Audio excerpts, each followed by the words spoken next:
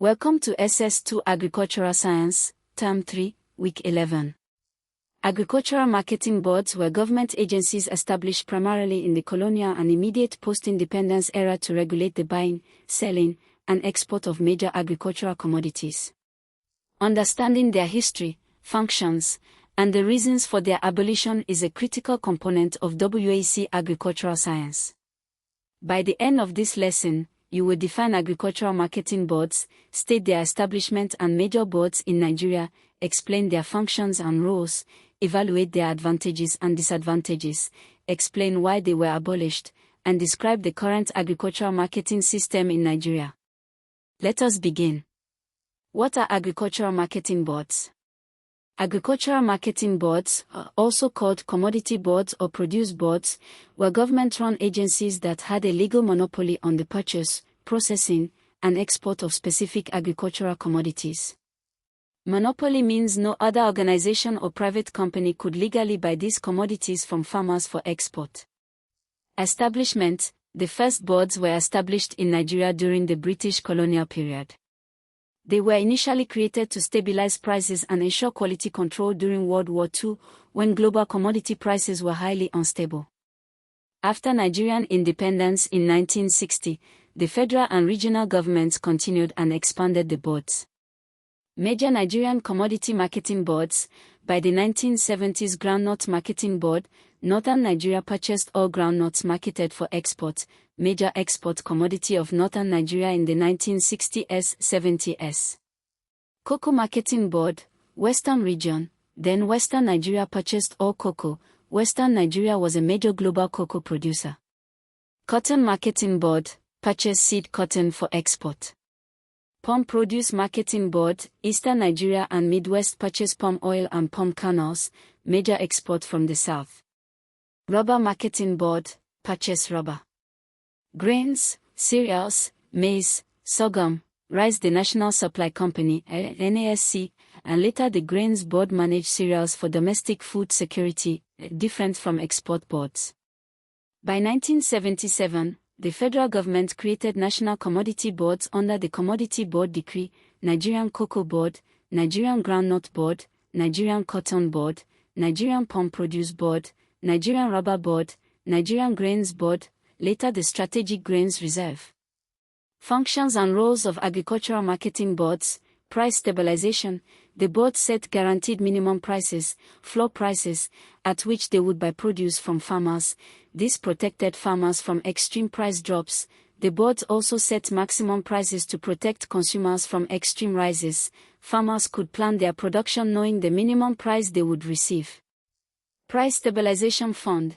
In years when world prices were high, the boards paid farmers less than the world price. The surplus was accumulated in a Price Stabilization Reserve Fund.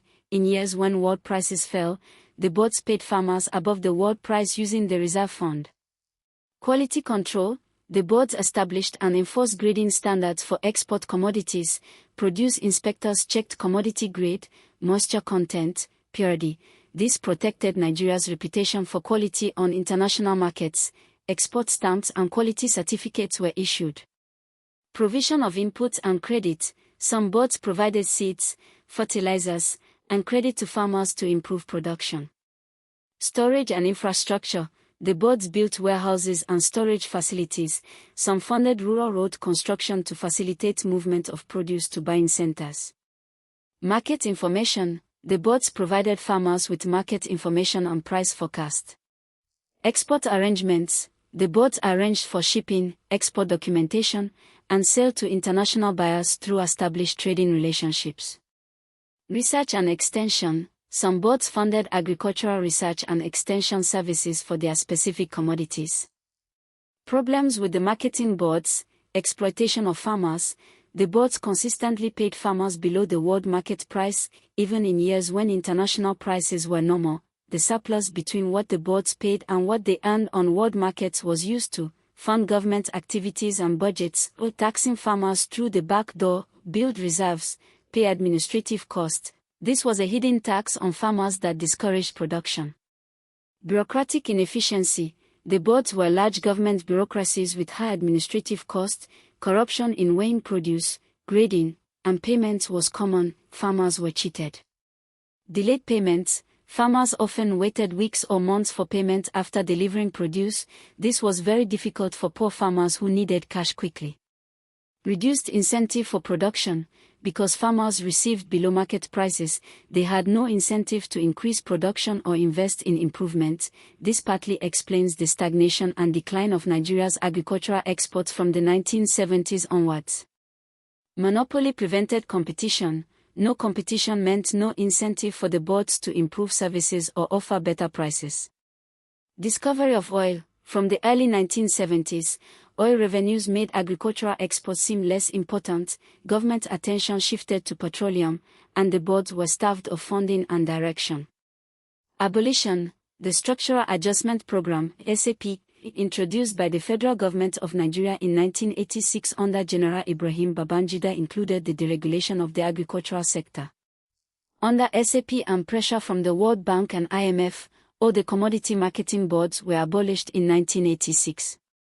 The rationale for abolition: encourage private sector participation in commodity trade, allow market prices to be determined by supply and demand, remove the hidden tax on farmers, increase production incentives.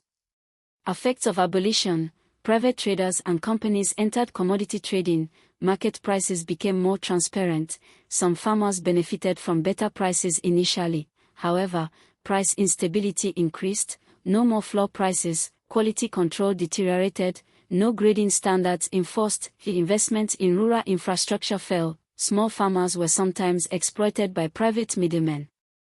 The current agricultural marketing system in Nigeria, post-1986 agricultural markets are largely liberalized, private sector-led.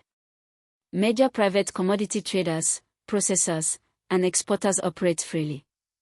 Nigerian Commodity Exchange, NCX, established in 2006 as a commodity exchange, aims to provide price transparency, standardized contracts, and a structured market for agricultural commodities, not yet fully operational or widely used by smallholder farmers. Anchor Borrowers Program, ABP, launched 2015 by the Central Bank of Nigeria, links smallholder farmers to large food processors, anchors. Through value chain financing, farmers receive inputs and credit, sell produce to the anchor at agreed prices, a form of contract farming with government support. Presidential initiatives on specific crops, e.g. cassava, rice, sugar, tomato, government support for specific commodity production and processing. Agribusiness clusters and commodity associations, e.g. Cocoa Association of Nigeria, All Farmers Association of Nigeria, AFN, Groundnut Oil Producers Associations. Challenges remaining: price instability, especially for perishables, limited market information for farmers, post-harvest losses, poor rural road infrastructure, lack of affordable credit. Key points: marketing boards, government monopoly agencies for purchasing and exporting major agricultural commodities. Established, colonial period, World War II era, expanded post-independence. Major boards: groundnut, cocoa, cotton, palm produce, rubber boards. Functions: price stabilization, floor prices, quality grading, credit and input supply, storage, export arrangements. Problems: exploited farmers by paying below market prices, hidden tax, bureaucratic corruption, delayed payments, reduced production incentives. Abolished 1986 under Structural Adjustment Program, SAP. Effects of abolition: more price transparency, private sector trade, but also price instability and loss of quality standards. Current system: liberalized market, Nigerian Commodity Exchange, NCX, Anchor Borrowers Program, commodity associations. WAEC examination topics: define marketing boards, state their functions, give examples of major boards, state advantages and disadvantages, explain why they were abolished, describe current agricultural marketing in Nigeria.